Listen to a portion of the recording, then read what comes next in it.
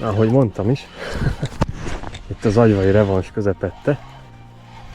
Gondoltam egyet és mondom, biztos, hogy van itt még pár csuka, viszont a gondolatom, hát így első blikre nem csuka, hanem mindjárt mutatom, hogy egy szebb süci kerekedett ki.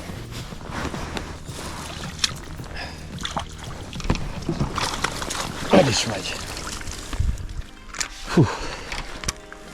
A múltkori peca után ugye gondoltam egyet, és ilyen swimbait-es megoldással mondom, hogy a növényzetben szerintem el lehet csípni pár halat, ugye az volt a gondolatom, mint ahogy a desedán is a növénybe próbálkoztam. Viszont a növények mellett elhúzva csukát még nem, de ami késik, az nem múlik.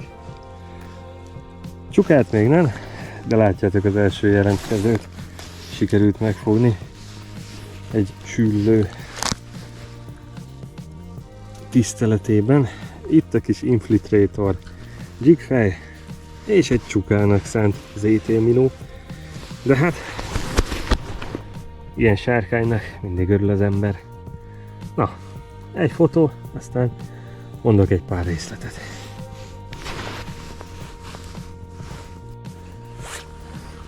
Hát itt egy gyors összenetben üdvözlök mindenkit, és itt elég hűvös van, itt csak gyorsan mutatom a csalit. Látjátok, egy vastag 50-es Silgar fluorokarbon előke, egy power snap kapocs, és rajta egy érdekes kis mustard horog van, mégpedig egy súlyozott offset alpha grip assault, és ugye ez van feltéve egy, bár csukára hangolva, itt még most január van, csukára hangolva egy 3,5 incses gumival. A színéből is én csukára asszociálok, de látjátok, hogy süllő vette föl itt az agyván, itt a nád mellett ezt a csalit. Ebből a mustard típusból ugye sokféle elérhető, ugye sima, súlyozott és ilyen kis villantóval ellátott csali is van, és itt a mai napra a gondolatom az volt, hogy itt a szálas rohadó növény mellett csukát találjak, de így első blikre az első jelentkező nem csuka lett. Szóval ők a mai nap kipécézett csaljai, ZT Minó 3 incses ezüst, 3,5 incses ilyen narancs, pirosos háttal. Szóval dobom is itt tovább a pályámat. A peca egy Basscraft, ezt meg majd dobálás közben mondom itt a részleteket, meg még egy-két dolgot. De utcó neki, mert megfagyok.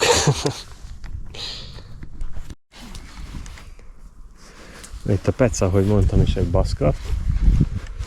Itt vagyok az agyván, Szolnok külterületén, és mondom itt bár itt most már annyira nincsen vastagon szálas növény, de ahonnan indultam, és ott a Vasúti híd környékén, ugye nyáron láttátok meg az előző adásban is, hogy most már kezd ugye elrohadni, felszakaddozni ez a növényzet, és mondom, hát ha még itt a téli vízen, meg itt ezen a téli pecán el lehet itt csípni egy-két csukát a növény mellett, és ezért mondtam, hogy nagyobb plastikkal, 3-3,5 incses plastikkal, itt ilyen súlyozott offsetes megoldással a növényzetben, a rohadó növényzetben, és amellett elhúzva itt a csalit, mondom, hát ha lehet itt valamit kiszedni.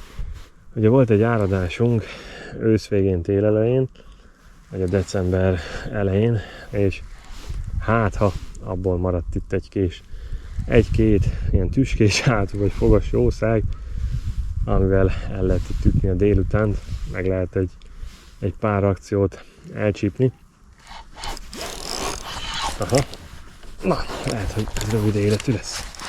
És lassan húztam, hogy sikerült itt belehúzni a fába. Ezt ugye fa, és van itt vegyes torzsa, fa, ez se egy életbiztosíték, ez a offsetes sztori, de azért általában beszokott jönni.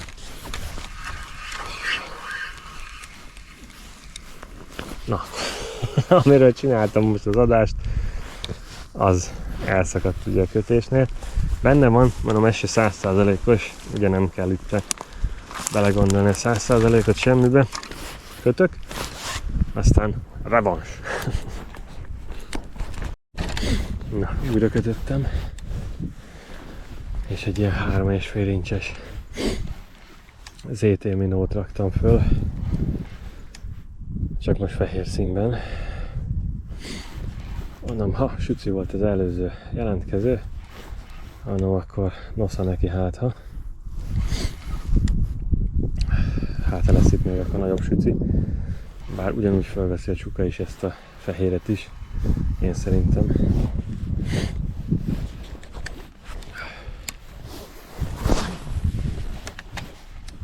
$5 g, nem kell több. Annyi a lényeg, hogy tényleg most már lehűlt vízem, meg ugye hideg van. És itt nem mindig szokott ugye ilyenkor már ilyen tájt, mint nyáron, ugye a pattogós és gyors csali vezetés bejönni. Ezért is volt itt az első gondolatom, ez az infiltrátoros, ugye offsetes megoldás, amit így lassan az alján és a növényzet mellett el lehet lassan, de folyamatosan húzni. Vagy ugye nagy jiggel, nagyobb testű jiggel, ugye a 3,5 inch azért már annyira nem kicsi. Ugye ezzel a 3,5 inch-el ugyanúgy stop and go-val, csak kicsit lassabban visszavontatni a csalit. Szerintem eredményesebb ilyen hidegebb vízben. Ugye nyáron megint más a sztori, amikor ugye hevesebben táplálkozik a hal, de ilyenkor ez a lassabb bevontatás be szokott jönni. Ha van még itt ugye süllő per csuka. Mondom, itt most már annyira nem sok időm van, ugye az a nüansznyi problémája itt a ügynek meg a dolognak. De hogyha van hal és eszik a hal, akkor fél óra alatt is ki lehet itt csípni.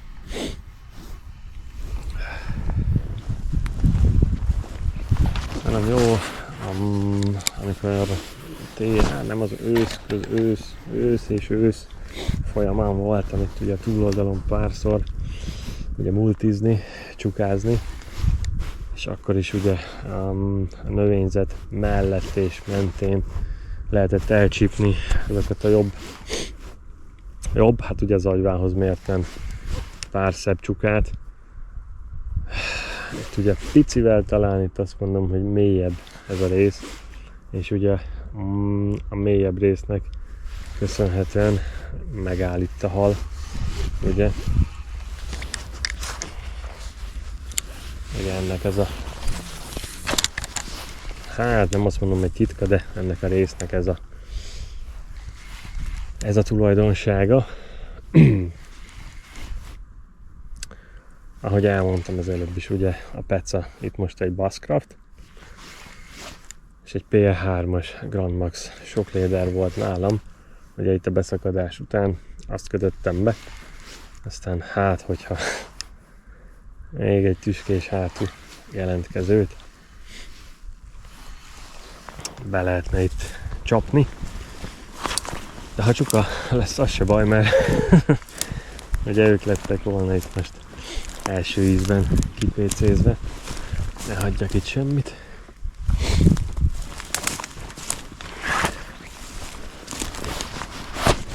Ugye ennek a télvégi Pecának mindig az a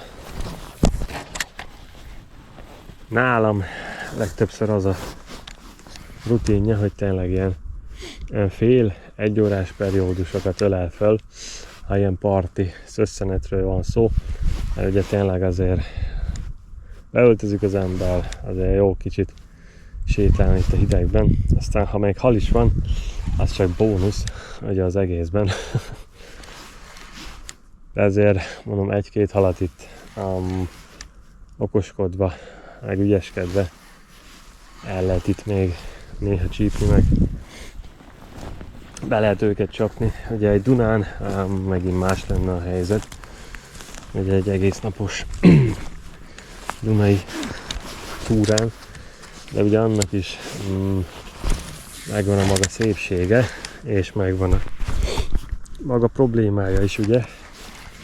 Ugye tavalyi évben is, mikor voltunk ugye egy 3 napos túrán, ugye január végén, február elején ugye süllőzni, hát ugye meg a 0 és mínusz 3-4 fokban azért valamikor tényleg azért a napi egy kapásért kell küzdeni. És azért a napi egy kapás, de az a napi egy kapás az darabos hal szokott lenni általában. Ugye tavaly az volt a tapasztalat, hogy egy kapás van, de az jó süci, meg az jó süllő. Amiben benne van ugye a 10 és a 10 plusz is.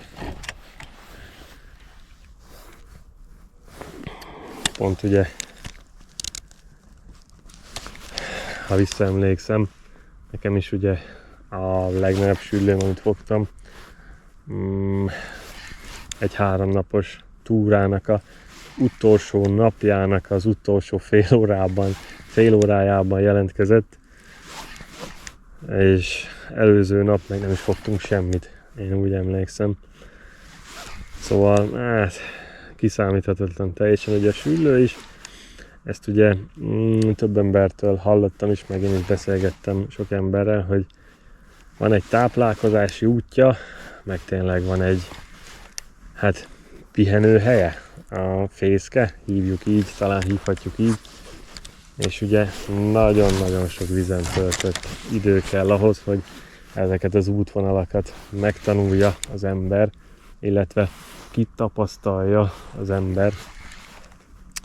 És a nagy süllőnek ez szerintem a legnagyobb titka, hogy ennek brutál sok vízen töltött idő mellett, ugye akár csónak, akár part, tapasztalni kell, és akkor lehet ebben a hidegvizes téli időszakban elcsípni egy-két ilyen tényleg trófa méretű süllőt, mert azért van itt még a Tiszában meg a Dunában is kapitális süllő, bár azért a Béla is azt mondta, hogy egyre kevesebb, mert azért sokan pecázzák a vizeket. Régen könnyebb volt, azt mondta a Béla is, hogy régen sokkal könnyebb volt, meg tényleg több hal volt, ilyen 15-20 éve, mint most jelenleg, de azért van ott még, nem azt mondom, hogy bőven, de van ott még azért kapitális süllőcsuka.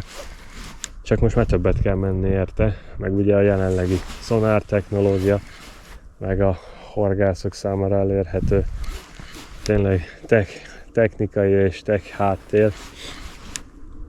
Ugye élőképes, nem élőképes, de ami rendelkezésre áll most már technológia, azért sokat tud időben segíteni. Valaki ellenzi ezt, valaki ellene van, valaki mellette van. Ennek is 2 oldala van, ténylegesen, ennek a szonár használatnak, mert lehet itt ellene lenni meg mellette, de az tény és való, hogy brutálisan sok időt lehet vele spórolni, hogyha egy új vízterületre látogat az ember, és ott akar eredményt elérni, és nem csak fagyoskodni a hidegben. Ugye sok helyt ugye tiltva van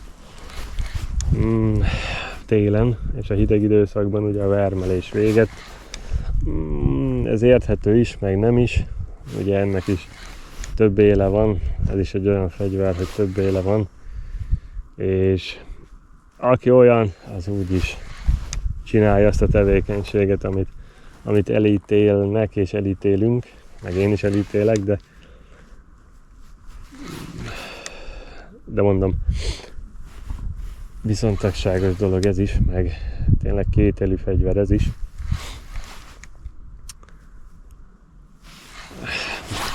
Na, ez mi van? Akadó. Szóval kételű fegyver, az én véleményem szerint ez a szonárengedés és tiltás itt a horgászatban. Mondom, az előnye tényleg a brutál időspórolás véget van, és nem a radar fogja, meg nem a szonár fogja megfogni a halat sehol se, meg tényleg semmilyen körülmények között, hanem tényleg azt a textúrát, meg alsó meder viszonyt kitapasztalva és meglátva tudja az embereknek az idejét megsporolni, megtalálva egy akadót, egy márgát, egy törést, stb. Egy tartást. És ugye utána már úgyis a horgászon múlik a sülőnek a megtalálása. De hát erről is ugye órákat lehetne itt vitatkozni, beszélgetni. Meg ugye partról is most már elérhetőek ezek a dolgok, ugye a Deeper kapcsán. Szóval valaki, aki parton akar helyet bepécézni, megtalálni, megvizsgálni, ennek is most már ugye a Deeperek, ezek a bedobható szonárok is rendelkezésére állnak. Szóval nem csak a csónakos pecásoknak a privilégiuma, hívjuk így, ez a szösszenet, hogy az élőkép az még igen, de aztán lehet, hogy amikor ez a videó kimegy, vagy akár jövőre, vagy 2 év múlva már a bedobható élőképes is ki lesz találva. Hát fejlődik a technika, meg a technológia, ugye. Ez szerintem elkerülhetetlen, ugye minden iparágban, ugyanúgy, hogy a horgászatban is. Ugye fejlődnek a dolgok, fejlődnek tényleg a telefonok, stb. Meg minden tech dolog. Az autógyártás is, hát ez van. Hú, de elmentem a horgászattól, meg a sülőcsuka fogástól.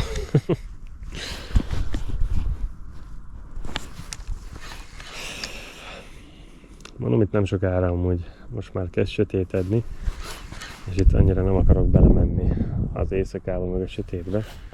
Szóval nem sokára kilépek, meg elkezdek majd visszafele lépegetni. Aztán 1-2 általam jónak vélt helyen még megállok.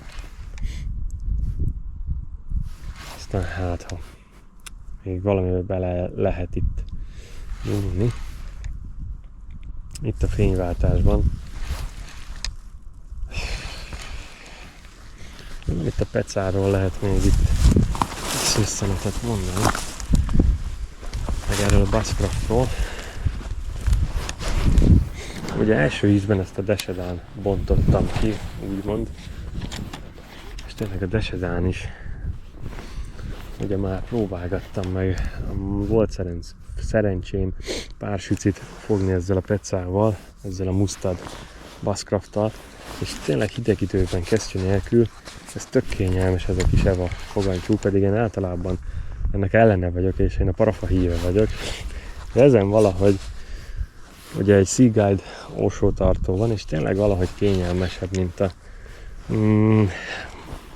eddig általam tapasztalt ugye EVA betétek, meg ilyen nem parafa betétű botoknál. Szóval ez tök pozitív csalódás, és nekem a nyele is pont kényelmes ennek a pecának. Ugye, mit lehet még erről tudni? Ugye, amivel hirdetve is volt, meg úgymond tulajdonossága és funkciója, az az akciója. Ugye bele is volt írva, hogy ez progresszív maga az akció, de tényleg itt, amit ki tudok emelni, tényleg a botnak a felső 1/5, talán én azt mondom, hogy 1/5, és ott van egy kis érzékenység pluszba adva magába a blankba, és a blankban ugye feszes a 2/3 keményebb a maga a test, és akkor e fölött meg az utolsó része tényleg ilyen érzékenyebb és lágyabb egy fokkal, és akkor ennek hála a kapás érzékelés meg a csali vezetés ugye egy fokkal érzékenyebb, és jobban lehet érzékelni a kapást és hát magát a kapás érzékelést. Ugye én ezen pár halig, amit ezzel fogtam, ezt tudom kiemelni igazából. mondom, tényleg ilyen a fast akciójú. Maga a blank, tényleg ilyen feszes, dzsiges, vertikális, wobbleres peca. Szóval ez idáig tényleg pozitív csalódás. Pedig általában én a lágyabb pecákat favorizálom, de tényleg ez most úgy a kezemben maradt. És így süllőzni, csukázni ilyen közepes csalikhoz egyelőre nekem bejött meg, bevált. Ugye van még ebből casting verzió is.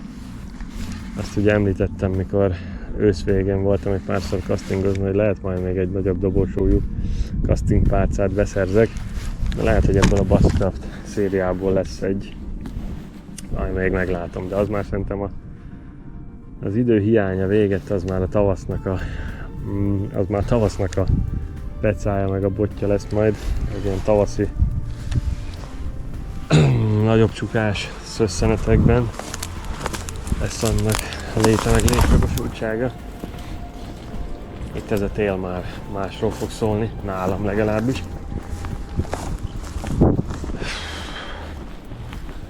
Na, most már szél is elkezdett fújni, szóval egy kicsit kilépek visszafele, aztán mondom, egy pár helyen megállok még, aztán ha lesz valami akció, akkor azzal jelentkezek, ha nem, akkor meg a kövi adásban találkozunk. Mondom, itt egy-két helyen még dobok 2-3-at,